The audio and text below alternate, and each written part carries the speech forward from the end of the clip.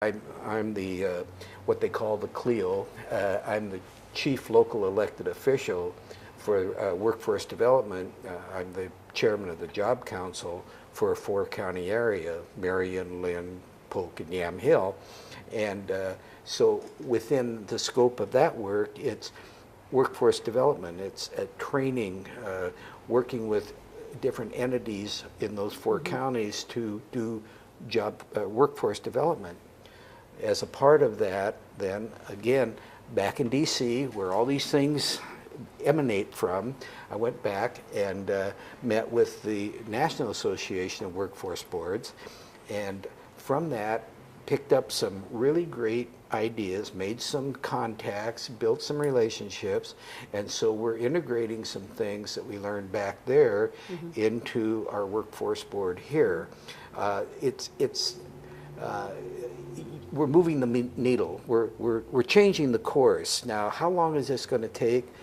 Well, I'm not sure, but I do know that we're starting to move in a direction that will be positive for our businesses and for our workforce. And so these are just things that I think are critical to helping Yamhill County continue to be a place we can all look at with pride. The wine industry is critical to Yamhill County. It brings a tremendous amount of money, which is a driving factor. The tourism is a very big piece. Our cultural coalition here in Yamhill County, the National Association of Arts did a study for 2016 focused on Yamhill County.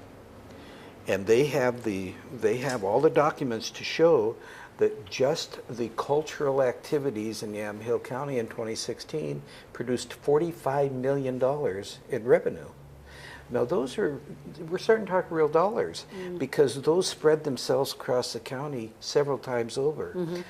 So people don't think of it in those terms, but it's very important.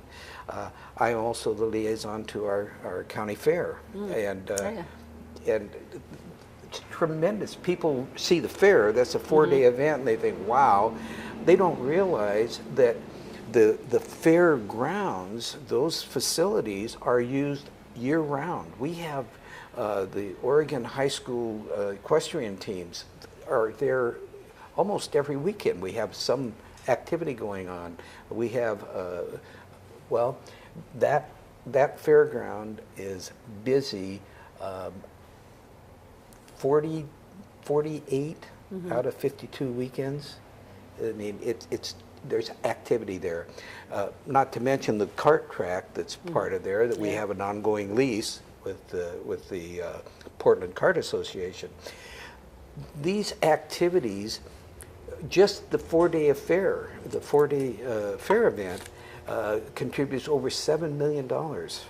Not the fairgrounds itself, but just the people and the money that they bring into the county.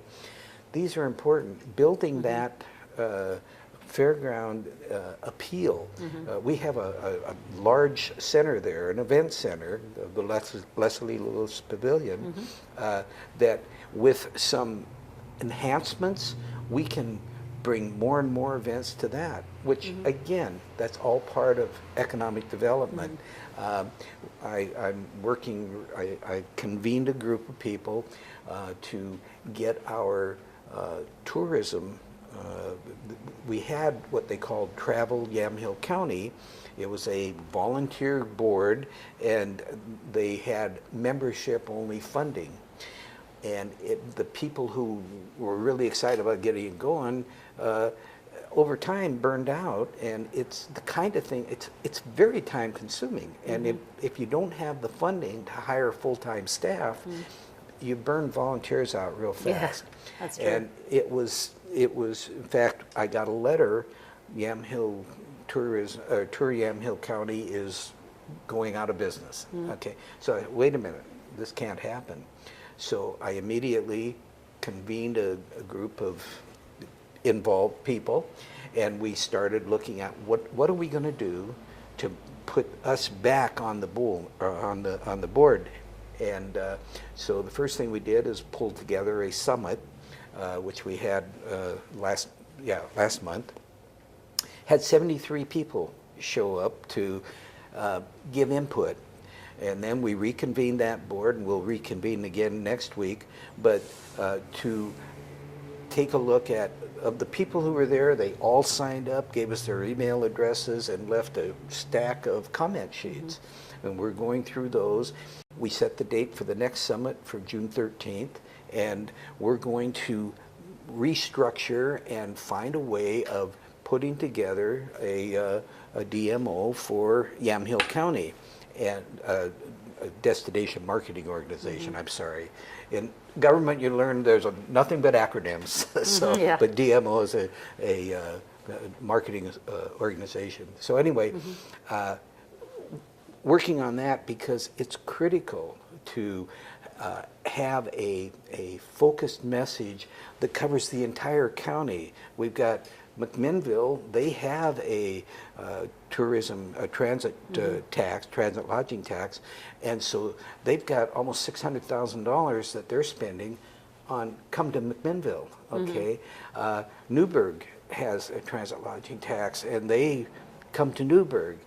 What I want to see is an organization that we have representation of all 10 cities and all of the unincorporated area, and we're coming together and putting a message out to the world that you want to come here for a broad number of reasons. And there's a lot of reasons to come to Yamhill County besides to drink wine, which is not a bad reason either.